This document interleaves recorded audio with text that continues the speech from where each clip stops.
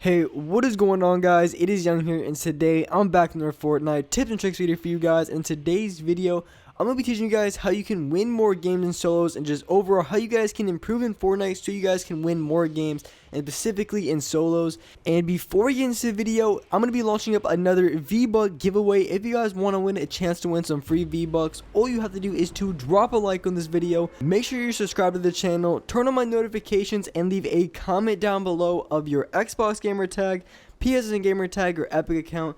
And if you guys haven't already, make sure you guys add me on Snapchat. It is Young Humor YT. I'm very active. I have a lot of cool stuff going on over there, so make sure you guys add me on Snapchat.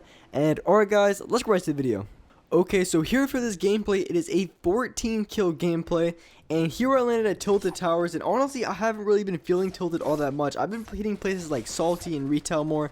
I just feel like the time that I'm going to Tilted, I'm not really living every single time. It's more like a 50-50 for me every time I go Tilted. I say at least 50% of the time I'm dying off spawn. So I would definitely say I've had a lot more success when it comes to, places like Salty, Pleasant, places like that. I've had a lot more success, so I've been landing at those locations a lot more. And not even coming Tilted Towers, I'm still able to drop a really good game, 13, 14 kills or even more. I'm able to drop those kind of gameplays in those areas because rotations are still pretty good, because Salty and Retail are all pretty close to each other, and a lot of players go to both of those locations.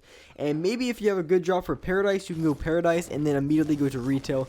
So there's a lot of other places you can get a lot of kills other than going to Tilted Towers. But when it comes to playing solos and solos specifically, there's a few things that you want to do in order to improve in Fortnite. I would say one of the best tips I can give you guys when it comes to improving in this game, improving in solos, or improving in anything in this game is, no matter what you do when it comes to building, when it comes to, shooting, aiming, whatever the case may be, the most important thing you can do is just try to do everything that you normally do, but just try to do it twice as fast. And I've seen this in a lot of players that are really good, or even some average players, is that they'll have a really good game, but I feel like they're just playing a little bit slow, and I feel like it screws them over a lot in game. So if you want to improve in Fortnite and you want to get really, really good at this game, you're going to have to be able to play very quickly. And this is something that I did very well in this gameplay. And for a lot of reasons, you're going to be able to have to play fast when it comes, zones coming in. And just like here, the zone is coming in 1 minute. I'm going to be able to get 2 more kills before the zone actually closes. So here in the situation, I know that the storm's coming in. I don't have any health when it comes to bandages or medkits. So I know I have to kill these teams pretty quickly if I want to make it out of the storm with a lot of health. So I get a kill with tags on this guy, and this guy really isn't the sweatiest of players, but I want to go for the quick kill on him, make sure I don't drag out the gunfight for any longer, because the longer you drag out the gunfight, the less mats you're going to have, and the less everything else you're going to have. So I get a very quick kill on this guy. This guy got absolutely destroyed. So he was ramping up. I was able to throw walls and throw a trap. When it comes to using traps, I would say traps are the best way to do a lot of damage. And traps are something that you can get on bad players, good players, or even really, really good players. Anybody in this game can get trapped. So being able to use traps and getting good at traps is really going to save you a ton and get you set up for a lot of easy kills. And that gunfight the guy was building, he would have overbuilt a ton on me. I could just tell. So the gunfight would have been dragged out for so much longer. I would have had a lot less mats. No telling, I probably would have lost all of my wood. I might have taken a little bit more damage. So being able to kill that guy quickly in that situation, using that trap, was definitely the move. And something that I've mentioned in a previous video, and just something to keep in mind all the time, is when it comes to zones nowadays, a lot of people are getting screwed over by the zones. So which means there's a lot of people going to be in the storm, near the storm, or by the storm. So there's going to be people all around the storm. And I've just noticed a lot of times when I get the zone, like when I go Tilted Towers and I have to run a little bit towards the zone, I feel like the zone 9 times out of 10 is on the other side of the map, or is at the north side of the map or south side of the map.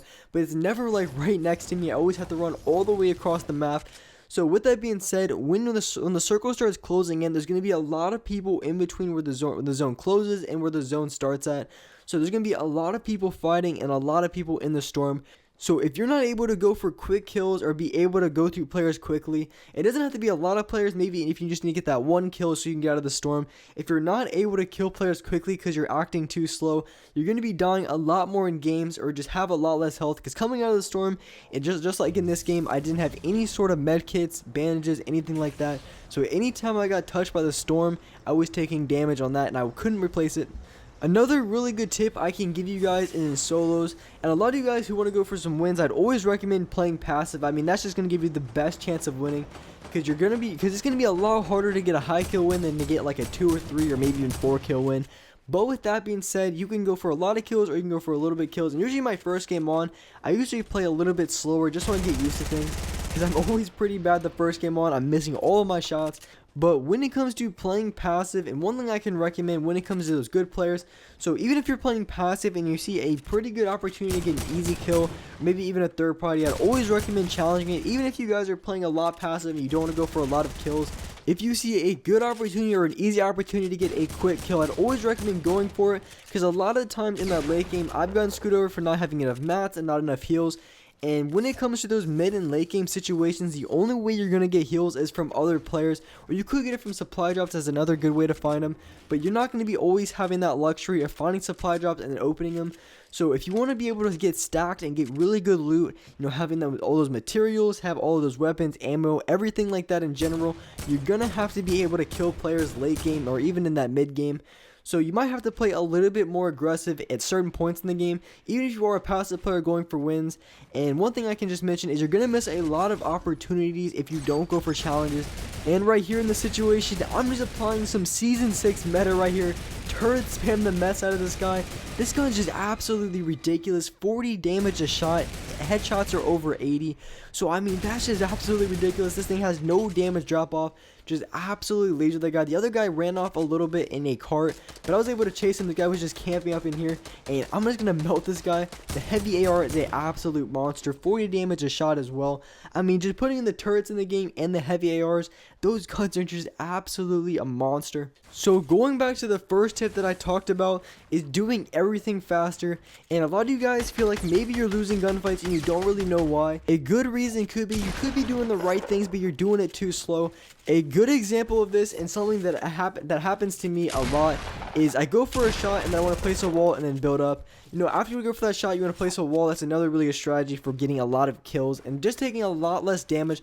But a lot of the times when I go for the shot and I want to place my wall to protect myself from them shooting me, sometimes I kind of think about it sometimes, and when I think about it, then I play way too slow, and that's when they get tags up on me. So when I'm playing in Fortnite, when I'm playing my solos, I have to make sure that I'm doing everything as fast as I possibly can.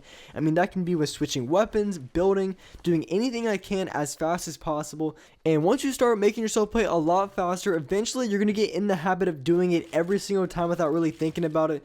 So in game, when you're going against other players, you're already going to be playing very fast.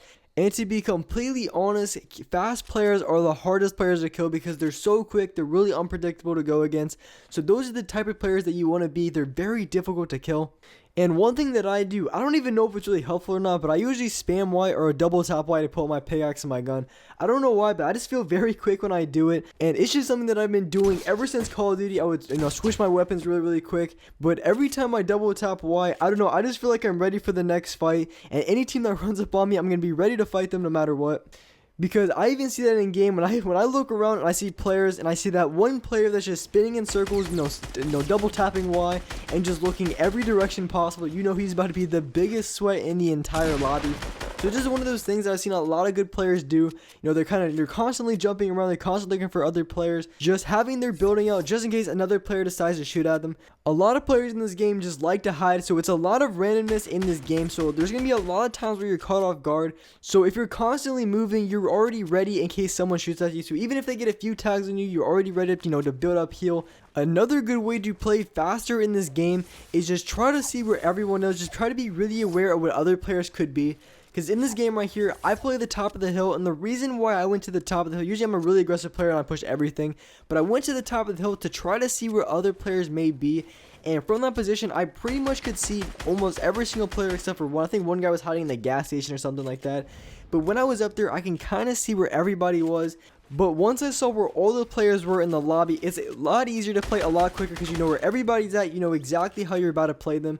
So getting that high ground and looking around, trying to figure out where everyone is definitely going to set you up to win more fights. Because if you get shot at first, and a lot of times it happens to me too, where I'm just completely caught off guard, I'm shot from a direction I don't even know, I get sniped, wherever the case may be.